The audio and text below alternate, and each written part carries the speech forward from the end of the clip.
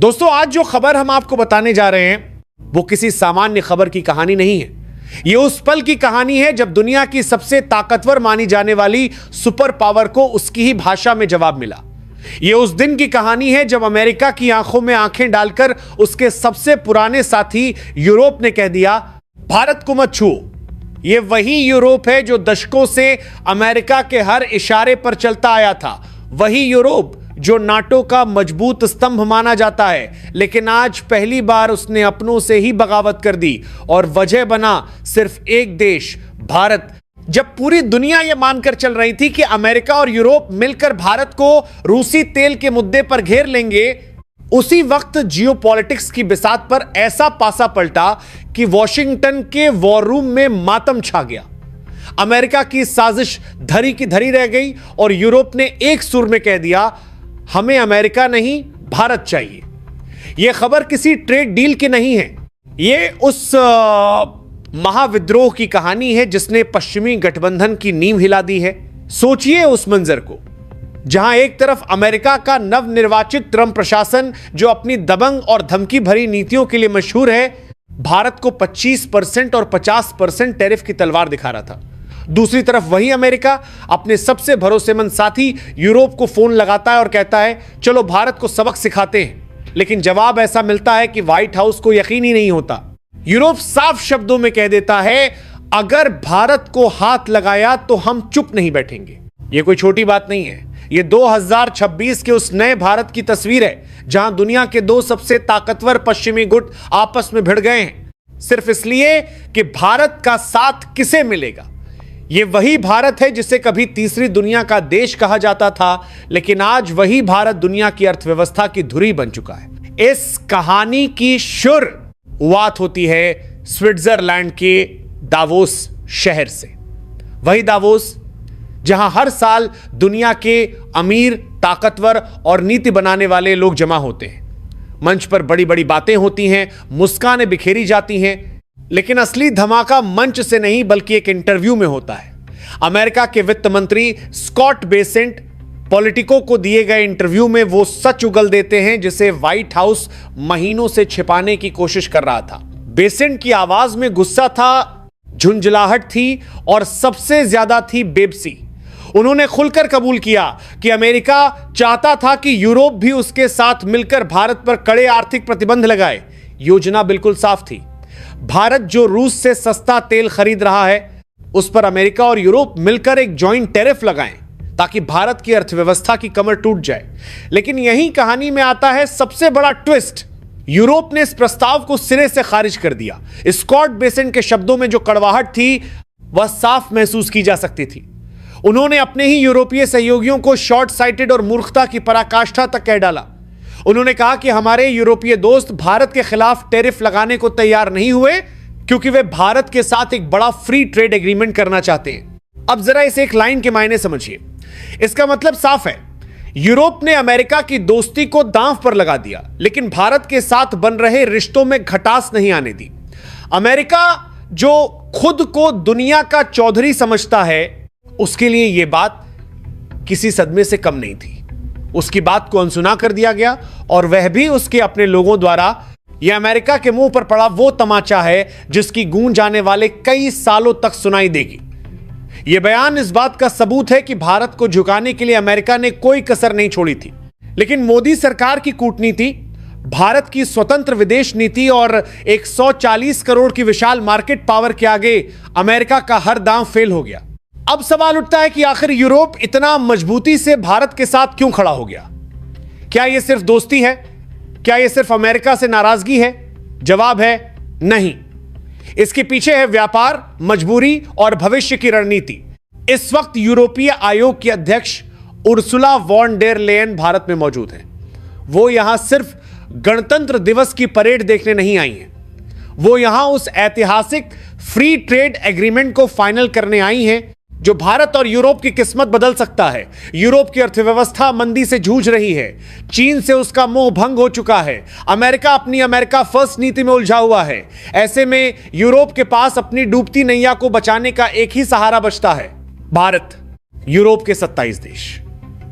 यह बात बहुत अच्छी तरह जानते हैं कि अगर उन्होंने अमेरिका के दबाव में आकर भारत पर रूसी तेल के नाम पर टैरिफ लगाया तो भारत एफटीए की फाइल उठाकर सीधे कूड़ेदान में डाल देगा और यह नुकसान यूरोप किसी भी हाल में बर्दाश्त नहीं कर सकता। इसलिए जब वॉशिंगटन से फोन आया और कहा गया कि चलो भारत को घेरते हैं, तो ब्रुसेल्स ने साफ मना कर दिया। यूरोप ने कह दिया तेल रूस का हो या कहीं और का, हमें भारत के साथ धंधा करना है। यही है भारत की मार्केट पावर। आज भारत की स्थिति ऐसी हो चुकी है कि दुनिया की महाशक्तियां उसके लिए आपस में लड़ रही हैं। अमेरिका चाहता है भारत उसका हो जाए, यूरोप चाहता है भारत उसका हो जाए, और इस रस्साकशी में जीत सिर्फ और सिर्फ भारत की हो रही है। उर्सुला वॉन डेर लेयन का भारत आना और उसी वक्त अमेरिकी मंत्री का दावोस में रोना धोना कोई संयोग नहीं है। यह उस बदलते वर्ल्ड ऑर्डर का संकेत है जिसमें भारत अब नियम मानने वाला नहीं बल्कि नियम बनाने वाला बन चुका है। यहीं से कहानी और भी ज्यादा दिलचस्प हो जाती है, क्योंकि अब अमेरिका का दोहरा चरित्र दुनिया के सामने पूरी तरह नंगा हो चुका है। स्कॉट बेसेंट ने अपने ही इंटरव्यू में यूरोप पर एक ऐसा आरोप लगाया जिसने पश्चिम की नैतिकता की पोल खोल दी। उन्होंने कहा कि भारत रूस से कच्चा तेल खरीदता है, उसे अपनी रिफाइनरियों में पेट्रोल डीजल में बदलता है और फिर वही तेल यूरोप को बेच देता है। यानी एक तरफ यूरोप यूक्रेन युद्ध में रूस का विरोध कर रहा है और दूसरी तरफ वही यूरोप भारत के जरिए रूस का तेल खरीदकर पुतिन को पैसा दे रहा है। बेसेंट ने तंज कसते हुए कहा, जरा अंदाजा लगाइए कि वह रिफाइंड प्रोडक्ट कौन खरीद रहा था। जवाब था यूरोप। असल में अमेरिका की परेशानी यह नहीं है कि भारत तेल खरीद रहा है। अमेरिका की असली परेशानी यह है कि भारत उसकी दादागिरी मानने से इनकार कर रहा है। कहानी उस मोड़ पर पहुंचती है जहां दुनिया ने साफ देखा कि सुपर पावर कहलाने वाला अमेरिका अचानक घबराया हुआ, बौखलाया हुआ और दिशाहीन नजर आने लगा। यही वो पल है जब व्हाइट हाउस को एहसास हुआ कि भारत को दबाने की जो रणनीति बनाई गई थी वो पूरी तरह नाकाम हो चुकी है। अमेरिका ने भारत पर 25% अतिरिक्त टैरिफ लगाया था, जिसे जुर्माने का नाम दिया गया। वजह साफ थी, भारत ने रूसी तेल खरीदने से मना नहीं किया। अमेरिका यही चाहता था कि भारत उसकी लाइन पर चले, रूस से दूरी बनाए और उसकी विदेश नीति को अमेरिका के हितों के अनुसार ढाल दे। लेकिन भारत ने साफ शब्दों में कह दिया कि हमारी विदेश नीति हमारे राष्ट्रीय हितों से तय होगी, किसी के दबाव से नहीं। यहीं से अमेरिका की परेशानी शुरू हो गई। टैरिफ लगाने का मकसद भारत की अर्थव्यवस्था को झटका देना था। अमेरिका को लगता था कि जब 25% और 50% तक का बोझ पड़ेगा तो भारत झुक जाएगा, लेकिन नतीजा ठीक उल्टा निकला। भारत न सिर्फ खड़ा रहा बल्कि उसने अपनी अर्थव्यवस्था को 7 से 8% की रफ्तार से दौड़ाना जारी रखा। अमेरिका के लिए यह किसी झटके से कम नहीं था। उसे समझ ही नहीं आ रहा था कि जिस हथियार से वह दुनिया को डराता आया है वही हथियार भारत पर क्यों बेअसर हो गया। इस बीच भारत ने एक और चाल चली जिसे अमेरिका समझ ही नहीं पाया। भारत ने उसी रूसी तेल को रिफाइन करके यूरोप को बेचना शुरू कर दिया। यूरोप जो पहले से ही ऊर्जा संकट से जूझ रहा था, उसके लिए भारत एक भरोसेमंद सप्लायर बन गया। धीरे धीरे स्थिति यह हो गई कि यूरोप भारत पर निर्भर होने लगा। अब अमेरिका अगर भारत पर टैरिफ बढ़ाता तो उसका सीधा नुकसान यूरोप को होता। यही वो बिंदु था जहां से अमेरिका की रणनीति पूरी तरह चरमराने लगी। अमेरिका को यह देखकर और भी जलन हुई कि उसने जिस चक्रव्यूह को भारत को फंसाने के लिए रचा था, उसी चक्रव्यूह को भारत ने अपने फायदे के लिए इस्तेमाल कर लिया। भारत ने बिना गोली चलाए, बिना कोई धमकी दिए, आग तो 3 से 12 की राजन अमेरिका और यूरोप के बीच ऐसी दरार डाल दी जो अब साफ नजर आने लगी है। यह दरार सिर्फ व्यापारिक नहीं थी, यह नाटो जैसे सैन्य गठबंधन की एकता पर भी सवाल खड़े कर रही थी। यहीं से अमेरिका की लाचारी खुलकर सामने आने लगी। कल तक जो अमेरिका आंखें दिखा रहा था वही अब बैकफुट पर जाने लगा। स्कॉट बेसेंट ने उसी इंटरव्यू में यह संकेत दे दिया कि भारत पर लगाया गया 25% टैरिफ हटाया जा सकता है। यह बयान अपने आप में एक स्वीकारोक्ति थी कि अमेरिका को अपनी हार नजर आने लगी है। उन्होंने तर्क दिया कि रूसी तेल की कीमतें गिर रही हैं और परिस्थितियां बदल रही हैं। लेकिन सच्चाई यह थी कि अमेरिका को समझ आ गया था कि टैरिफ से भारत को कोई खास नुकसान नहीं हो रहा।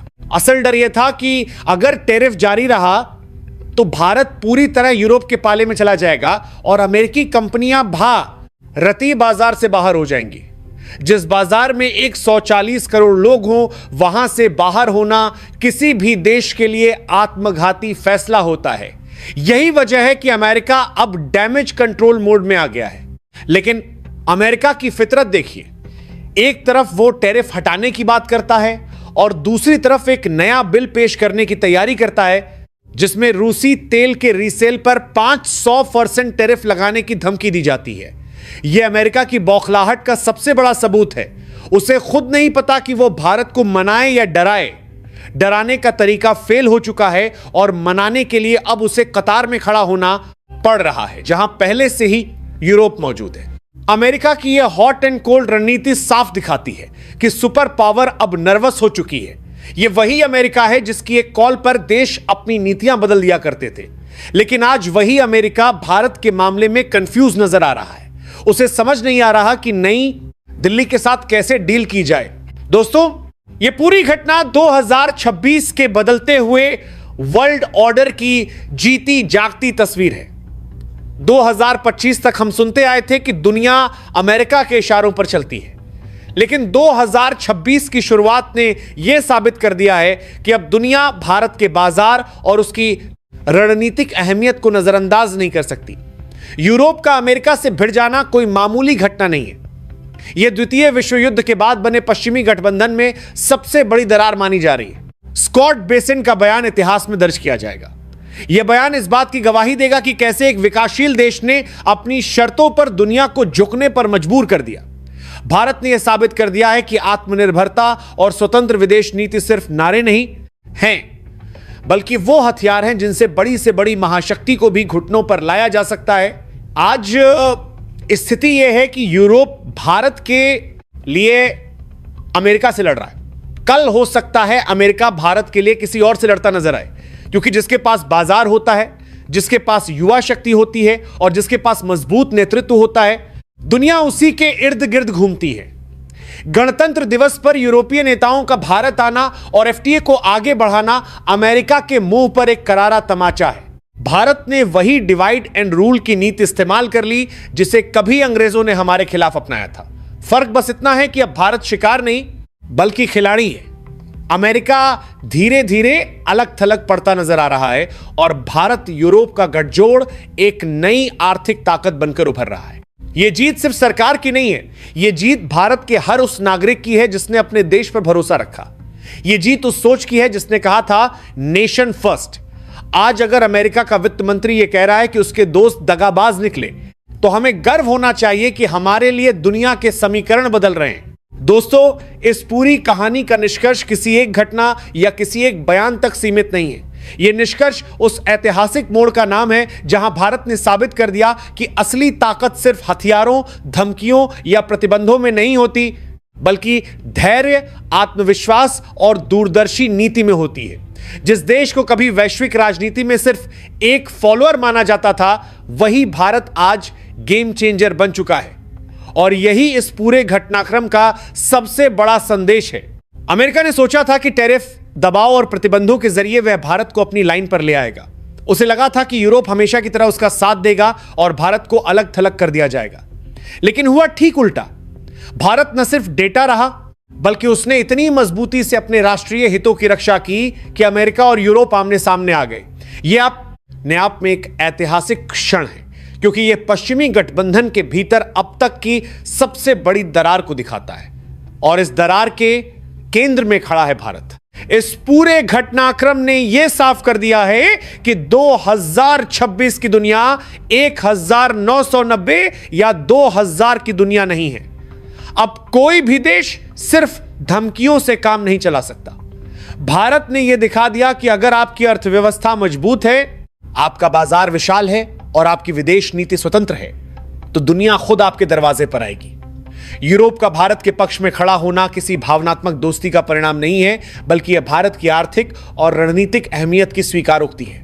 यह निष्कर्ष हमें यह भी सिखाता है कि आत्मनिर्भरता सिर्फ एक नारा नहीं, बल्कि एक दीर्घकालिक रणनीति है।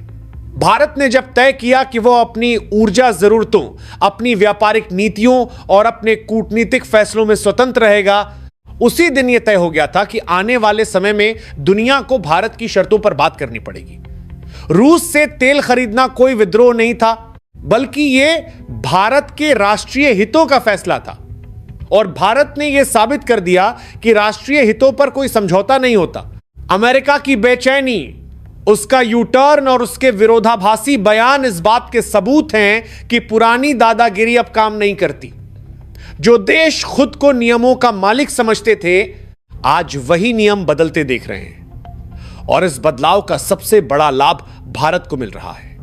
यूरोप के साथ फ्री ट्रेड एग्रीमेंट सिर्फ एक व्यापारिक समझौता नहीं है, बल्कि यह एक नए वैश्विक संतुलन की नींव है जहां भारत केंद्र में खड़ा है। इतिहास गवाह बनेगा कि यह वही दौर था जब भारत ने बिना लड़े, बिना शोर मचाए पूरी दुनिया को यह एहसास करा दिया कि भविष्य किसका है, और वह भविष्य भारत का है। जय हिंद।